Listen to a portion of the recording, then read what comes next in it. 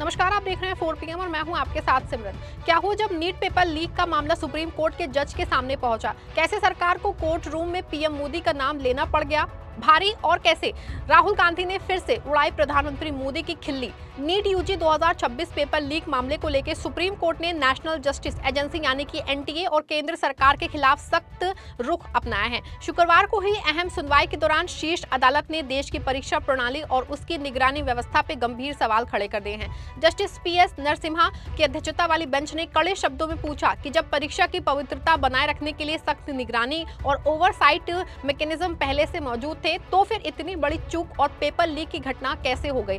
वहीं सुनवाई के दौरान सॉलिसिटर जनरल तुषार मेहता ने उच्चतम न्यायालय को बताया है कि प्रधानमंत्री स्वयं निगरानी कर रहे हैं ताकि कोई खामी न रह जाए। बस उनका इतना कहना था कि राहुल गांधी ने जम के मजे ले लिए, जिसके बाद मोदी के मंत्रियों को बचाव में उतरना पड़ गया। उधर राहुल गांधी ने नीट पेपर लीक से पीड़ित छात्रों से बातचीत की और उनकी परेशानियों को सुना। तो कैसे राहुल गांधी ने नीट पेपर लीक को लेकर सरकार को बुरी तरह से जकड़ लिया है, कैसे उन्होंने प्रधानमंत्री मोदी और उनके शिक्षा मंत्री की धज्जियां उड़ा दी है, और नीट छात्रों से उनकी क्या बातचीत हुई है, सब कुछ बताएंगे आपको।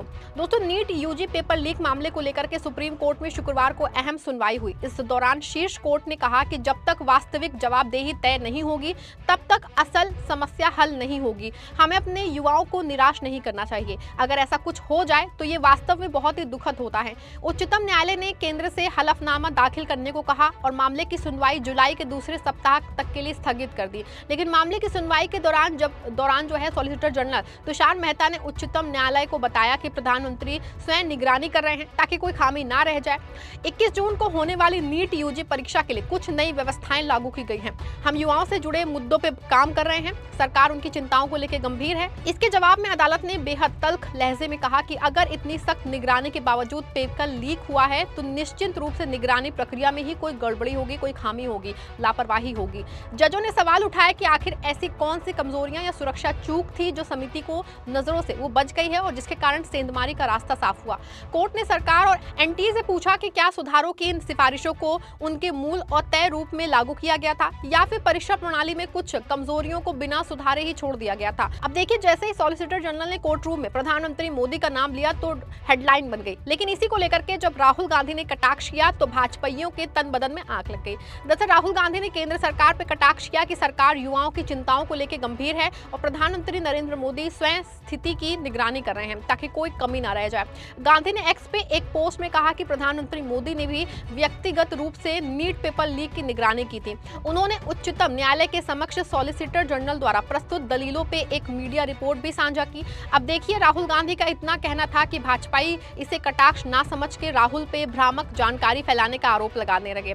भाजपा के राष्ट्रीय प्रवक्ता संबित पात्रा ने आरोप लगाया है कि गांधी को छात्रों के हितों की चिंता नहीं है और वो गलत जानकारी फैला रहे हैं। उन्होंने कहा कि विपक्ष के नेता का उद्देश्य छात्रों का कल्याण नहीं बल्कि राजनीतिक लाभ हासिल करना है। भाजपा सांसद सुधांशु त्रिवेदी ने भी गांधी पे निशाना साधते हुए कहा कि वो मुद्दे को समझ नहीं पा रहे हैं। त्रिवेदी ने एक्स पे एक पोस्ट में कहा कि भारत के सॉलिसिटर जनरल ने न्यायालय में कहा कि प्रधानमंत्री नरेंद्र मोदी जी व्यक्तिगत रूप से पेपर लीक मुद्दे को लेकर चिंतित हैं और उनकी निगरानी कर रहे हैं, लेकिन राहुल गांधी ने केवल पेपर लीक पढ़ा, मुद्दा शब्द नहीं पढ़ा। इससे पता चलता है कि वो बेखबर, मुद्दे से अनजान है। अब देखिए, जिस तारीख से इन दिनों Rahul Gandhi NEET paper leak और अन्य परीक्षाओं को लेकर प्रधानमंत्री मोदी और उनके शिक्षा मंत्री धर्मेंद्र प्रधान के पीछे हाथ जोड़ के पड़े हैं, उससे पूरी सरकार बुरी तरह से घबराई हुई है। यकीन नहीं आता तो केंद्रीय शिक्षा मंत्री धर्मेंद्र प्रधान का ये बयान सुन लीजिए, जिसमें उनसे सवाल सीबीएसई को लेकर किया गया तो वो सवाल का सही जवाब देने के बजाय राहुल गांधी पे ही निशाना साधने लग गए। देखिए, इसके बारे में कल सीबीएसई ने अपने जिम्मेवारी के साथ अपना उत्तर दिया है। भारत सरकार की जो प्रोक्योरमेंट पॉलिसी है उसी के तहत उन्होंने किया है। उसके ऊपर मैं आश्वस्त करता हूँ, अगर ऐसे कुछ गड़बड़ी हुई होगी तो किसी को हम स्पेयर नहीं करेंगे। लेकिन बात रहा राहुल गांधी जी की। राहुल गांधी जी एक अलग मानसिकता में पहुंच चुके हैं। निरंतर चुनाव हारने के कारण वो फ्रस्ट्रेशन में जा चुके हैं। उन्होंने SIR को विरोध किया, उन्होंने EVM को विरोध करते थे, उन्होंने डिजिटल इंडिया को विरोध किया। भारत की वैज्ञानिक प्रगति के साथ तो नहीं है। मैं जब खुद इस विसंगति का, इस अव्यवस्था का सरकार की ओर से दायित्व लेता हूं और उनको अनुरोध करता हूं, उनकी कोई भी बयान इस समय में, मैं पहले भी कभी कहा था कि ये राजनीति के समय नहीं है। राजनीति कर सकते हम लोग। अभी इन बच्चों को, जो परीक्षार्थी बच्चों को, उनकी कोई मेंटल स्ट्रेस ना बढ़े, इससे बढ़ी हुई है, ना बढ़े।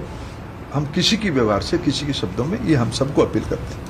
अब देखिए, जैसे ही धर्मेंद्र जी का ये बयान सामने आया है, सोशल मीडिया पे उनकी जम के फजीहत होने लग गई है। इस बयान को शेयर करते हुए राहुल गांधी ने पोस्ट किया है कि धर्मेंद्र प्रधान जी, आप मुझ पे जितने चाहे व्यक्तिगत हमले कर लें, लेकिन इससे आपके लिए किए गए कामों की जिम्मेदारी खत्म नहीं होती, और ना ही इससे मैं 18.5 लाख बच्चों के लिए जवाब मांगना बंद करूंगा। राहुल ने आगे लिखा कि सीबीएसई का OSM कॉन्ट्रैक्ट COEMPT क्यों दिया गया, जबकि ये कंपनी अपने पुराने नाम जो है ग्लोबारेना के तहत पहले ही विवादों में रही है। ये फैसला किसके आदेश पे लिया गया? कंपनी की पृष्ठभूमि की जो जांच है कि वो क्यों नहीं की गई? COEMPT के प्रबंधन और मोदी सरकार के बीच में क्या संबंध है? उन्होंने कहा कि या तो आपने कंपनी की जांच की और सब कुछ जानते हुए उसे ठेका दे दिया, या फिर आपने कोई जांच ही नहीं की। दोनों ही स्थितियों में आप जिम्मेदार हैं। राहुल गांधी ने आगे कहा कि यहाँ तक जिम्मेदारी की बात है, अगर प्रधानमंत्री को वास्तव में परवाह होती तो लाखों छात्रों का भविष्य खराब करने के लिए वो आपको बहुत पहले ही पद से हटा चुके होते।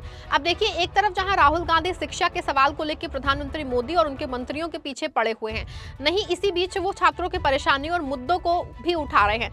उन्होंने 1-to-1 बातचीत भी कर रहे हैं।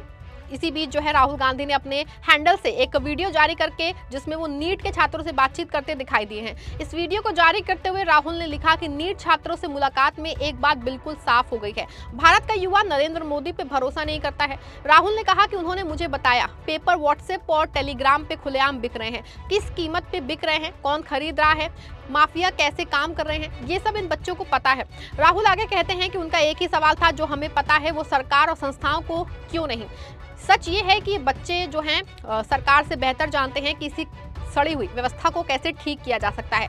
राहुल आगे कहते हैं कि दूसरी ओर कितनी शर्मनाक बात है कि जिस सेना का काम दुश्मनों ने से देश की रक्षा करना है, आज उसे मोदी सरकार के अपने भ्रष्टाचार से बच्चे के पेपर बचाने भेजा जा रहा है। टुकड़ों के सुधार से अब काम नहीं चलेगा, छात्रों, शिक्षकों और एक्सपर्ट्स के साथ मिलकर पूरी परीक्षा व्यवस्था नए सिरे से बनानी होगी। राहुल अंत में लिखते हैं कि हम और बच्चे नहीं खो सकते और एक भी पीढ़ी का भविष्य इस भ्रष्ट तंत्र के हवाले नहीं कर सकते। ये पूरा मामला अब सिर्फ एक पेपर लीक या परीक्षा में गड़बड़ी का नहीं रह गया है, बल्कि देश के करोड़ों युवाओं के भविष्य, शिक्षा व्यवस्था की विश्वसनीयता और सरकार की जवाबदेही का सवाल बन चुका है। एक तरफ सुप्रीम कोर्ट लगातार सरकार और एनटीए से तीखे सवाल पूछ रहा है, दूसरी तरफ विपक्ष इस मुद्दे को लेकर केंद्र सरकार को घेरने में कोई कोर कसर नहीं छोड़ रहा है। राहुल गांधी लगातार छात्रों की आवाज उठा रहे हैं और सरकार से जवाब मांग रहे हैं, जबकि भाजपा उनके आरोपों को राजनीति से प्रेरित बता रही है। लेकिन सबके बीच में सबसे बड़ा सवाल वही है जो देश का हर छात्र पूछ रहा है कि आखिर बार बार होने वाली परीक्षा गड़बड़ियों और पेपर लीक पे स्थायी रोक कब लगेगी, क्योंकि राजनीतिक बयानबाजी से ना तो छात्रों का खोया हुआ समय लौटेगा, ना ही उनका टूटा हुआ भरोसा। इस पूरे मामले को लेकर आप क्या सोचते हैं, आपकी क्या राय है, कमेंट में जरूर बताइएगा। वीडियो को लाइक और शेयर करिएगा।